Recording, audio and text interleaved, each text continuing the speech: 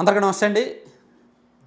తిరుమల వెంకటేశ్వర స్వామి లడ్డూ ప్రసాదంలో వాడిన నెయ్యి కల్తీ నెయ్యి అనే విషయంలో ఆ కేసుని పూర్తి స్థాయిలో దర్యాప్తు చేయడానికి రాష్ట్ర ప్రభుత్వం ఒక స్పెషల్ ఇన్వెస్టిగేషన్ టీమ్ సిట్ను ఏర్పాటు చేసిన సంగతి మనందరికీ తెలిసిందే. ఐజీ రేంజ్ అధికారి సర్వశ్రేష్ఠ త్రిపాఠి గారు, ఆయన ఆధ్వర్యంలో మరో డిఐజీ అధికారి, మరో ఎస్పీ, అంటే ఓవరాల్గా ముగ్గురు ఐపీఎస్ అధికారులతో సహా ఇంకా కొంతమంది టీం, వీళ్ళందరితో సహా సిట్ ఏర్పాటు చేశారు. సో ఈ టీము నిన్న తిరుమల చేరుకొని వెంకటేశ్వర స్వామిని దర్శించుకొని ఆ తర్వాత వాళ్ళ దర్యాప్తు ప్రారంభించారు. సో దర్యాప్తులో భాగంగా నిన్న వాళ్ళు లడ్డూ తయారీ ప్రొసీజర్ మొత్తం పరిశీలించారు. ఆ లడ్డూలో వాడే ఇంగ్రీడియంట్స్ ఏమేమి ఉన్నాయి, పదార్థాలు ఏమేమి ఉన్నాయి, ప్రొసీజర్ ఏమిటి, దీనిలో నెయ్యి ఎంత కలుపుతున్నారు, ఇదంతా కూడా పరిశీలించారు. అలాగే ఆ ఈఓ శ్యామలరావు గారితోనూ అలాగే లడ్డూ తయారీ కేంద్ర పరిశీలకులు వీళ్ళందరితో కూడా మాట్లాడారనమాట. మాట్లాడి ప్రాథమికంగా దర్యాప్తు మొదలైంది. సో నెక్స్ట్ వీళ్ళు ఏం చేయబోతున్నారు, నెక్స్ట్ దర్యాప్తు ఎలా ఉండబోతోంది అనేది చూసుకుంటే ఫస్ట్ గత చైర్మన్లుగా పనిచేసిన వాళ్ళకి నోటీసులు ఇచ్చే అవకాశం ఉంది. గత చైర్మన్లు అంటే వైవి సుబ్బారెడ్డి గారు, భూమన కరుణాకర్ రెడ్డి గారు, వాళ్ళకు నోటీసులు ఇస్తారు. వాళ్ళకు ఖచ్చితంగా విచారణకు పిలిపిస్తారు ఫస్ట్. రెండోది గత ఈఓ ఉన్నారు కదా అండ్ జేఈఓ అంటే ధర్మారెడ్డి గారు అండ్ మరొక జేఈఓ ఎవరో ఉన్నారు, వీళ్ళిద్దరికి కూడా నోటీసులు ఇస్తారు. వీళ్ళిద్దరిని కూడా పిలిపిస్తారు. వీళ్ళిద్దరు వివరణ కూడా తీసుకుంటారు.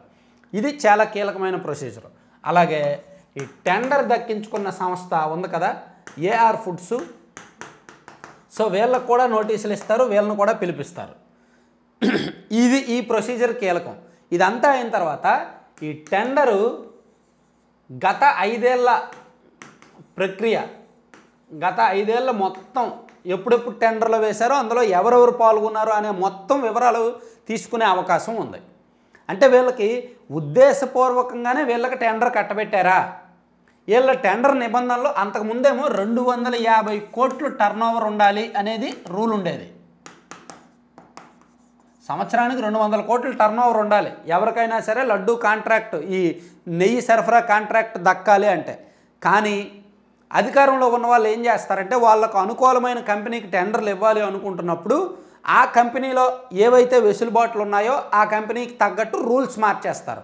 అలా వీళ్ళు ఈ 250 కోట్ల టర్నోవర్ ఏఆర్ ఫుడ్స్ అనే కంపెనీకి లేదు కాబట్టి ఈ కంపెనీ టర్నోవర్ 240 కోట్లే కాబట్టి వీళ్ళకు అనుకూలంగా 150 కోట్లు టర్నోవర్ ఉంటే చాలు అనే నిబంధన మార్చారు. అంటే గత ఏఆర్ ఫుడ్స్ వాళ్ళకి టెండర్ ఇవ్వాలని ముందుగానే ఫిక్స్ అయ్యారు. సో వాళ్ళకు అనుకూలంగా కొన్ని నిబంధనలు మార్చారు. అవన్నీ కూడా ఈ సిట్ దర్యాప్తు బృందం కొంచెం లోతుగా ఆ ఈఓని కానీ చైర్మన్లు కానీ ప్రశ్నించే అవకాశం ఉంది. మీరు ఎందుకు నిబంధనలు మార్చారు, వాళ్ళకే ఎందుకు టెండర్ కట్టబెట్టారు, సో వాళ్ళకి కట్టబెట్టడం వలన 320 రూపాయలకు నెయ్యి క్వాలిటీ వస్తుందా రాదా, గతంలో ఎంతెంతకు సరఫరా చేశారు, ఈ వ్యవహారాలన్నీ కూడా దర్యాప్తు చేసే అవకాశం ఉంది. సో అంటే ఇక్కడ గతంలో చైర్మన్గా పనిచేసిన సుబ్బారెడ్డి గారు అండ్ ఈఓ గారు ధర్మారెడ్డి గారు అండ్ ఆ తర్వాత ఈ చైర్మన్గా పనిచేసిన భూమన కరుణాకర్ రెడ్డి గారు, జేఈఓ గారు, వీళ్ళతో సహా ఇప్పుడు తమిళనాడులో ఏఆర్ ఫుడ్స్ అనేది ఎవరో ఒక టీటీడీ బోర్డు మెంబర్లో ఒక వ్యక్తికి బాగా సన్నిహితులది, వాళ్ళే సిఫార్సు చేశారనేది ఒక టాక్ బయటకు వస్తుంది. అట్లా కొంతమంది బోర్డు మెంబర్లను కూడా విచారించే అవకాశం అయితే ఉంది. అయితే ఒకటి మాత్రం నిజం, నేను ఫైనల్గా ఒకటి మాత్రం చెప్పదలుచుకున్నా, సిట్ విచారణ ఎప్పుడైనా సరే ప్రభుత్వానికి అనుకూలంగానే ఉంటుంది. దీన్ని ఎవరూ మార్చలేరు. ఏ ప్రభుత్వం అధికారంలో ఉంటే వాళ్ళ ఇంటెన్షన్కి తగ్గట్టు వాళ్ళ ఐడియాలజీకి తగ్గట్టే వాళ్ళు రిపోర్ట్ ఇస్తారు. ఇప్పుడు చంద్రబాబు నాయుడు గారు ఒక ఆరోపణ చేస్తే సిట్ మరో రిపోర్ట్ ఇవ్వలేదుగా. సో సిట్ అంతే, ఈవెన్ సిబిఐ అయినా అంతే, కేంద్రంలో ఎవరు అధికారంలో ఉన్నారో వాళ్ళకి తగ్గట్టు సిబిఐ విచారణ ఉంటుంది.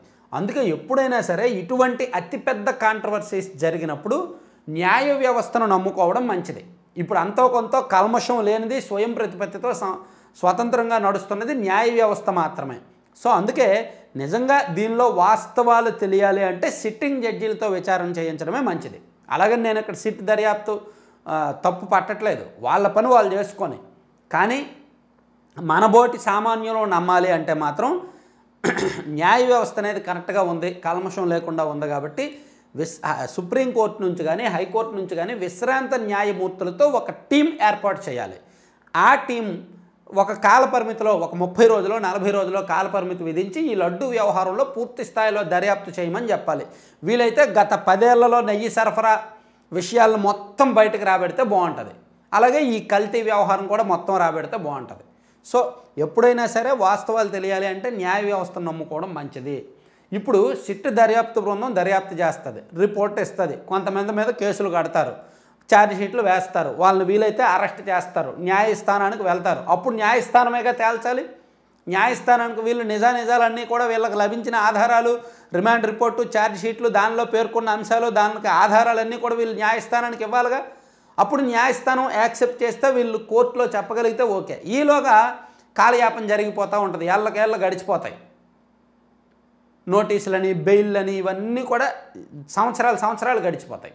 వాస్తవం ఏంటో బయటకు రాదు. కోర్టు ఫైనల్ తీర్పు ఇచ్చే వరకు వాస్తవం బయటకు రాదు. అదే ముందుగానే విశ్రాంత న్యాయమూర్తులతో కమిటీని ఏర్పాటు చేస్తే వాళ్ళే స్వయంగా చూసి లీగాలిటీకి సంబంధించిన అంశాలన్నీ చూసి వాళ్ళు విచారణ చేస్తే కోర్టు ప్రొసీజర్ కూడా ఈజీగా పూర్తవుద్ది. తప్పు చేశారా లేదా అనేది ఫైనల్ జడ్జిమెంట్ కూడా ఈజీగా వచ్చేస్తుంది అనేది నా ఆలోచన. చాలామంది అదే చెప్తున్నారు, న్యాయ నిపుణులు కూడా అదే చెప్తున్నారు. కానీ ప్రభుత్వం ఎందుకో సిట్ ద్వారానే వెళ్తోంది. ఇవన్నీ కూడా అలవాటు అయిపోయినాయి. ఏ ప్రభుత్వం అధికారులు ఉంటే వాళ్ళు సిట్ వేస్తారు. ఇప్పుడు అమరావతి గత ప్రభుత్వం ఉంది చూడండి, గత ప్రభుత్వం ప్రతిదానికి కూడా సిట్ వేశారు, వాళ్ళకు అనుకూలమైన నివేదికలు తెప్పించుకున్నారు. సో ఇక్కడ సిట్ దర్యాప్తు అయితే కొంచెం స్పీడప్ అయింది, రకరకాల కోణాల్లో వాళ్ళ దర్యాప్తు చేస్తున్నారు. సో దీని మీద ఇంకా మనం ఇష్యూ రాజేయడం, సిట్ నివేదిక వచ్చే వరకు ఇష్యూ అనవసరంగా దీన్ని మాట్లాడడం కూడా అనవసరం అనిపిస్తుంది నాకైతే. ఇంకా వివాదం పెద్ద చేయడం అనవసరం. రాష్ట్రానికి చాలా ఇష్యూస్ ఉన్నాయి, చాలా సమస్యలు ఉన్నాయి. Thank you.